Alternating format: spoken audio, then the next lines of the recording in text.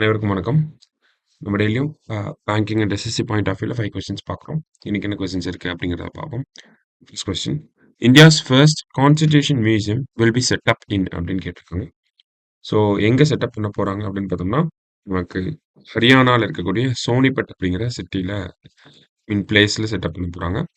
இந்தியாவோட பார்க் அப்படின்னு கேட்டாங்கன்னா, நமக்கு வந்து பூனேல இருக்கு.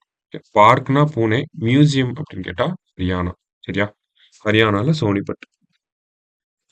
அடுத்தது, inflation recently reached a 14-month high. India's estimated retail inflation அப்படின்னு கேட்டிருக்காங்க.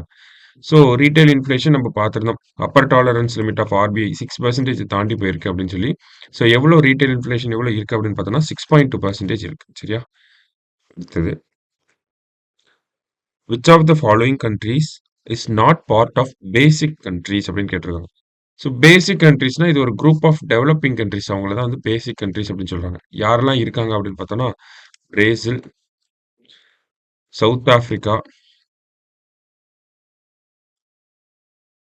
அண்ட் தென் இந்தியா, அடுத்தது சைனா.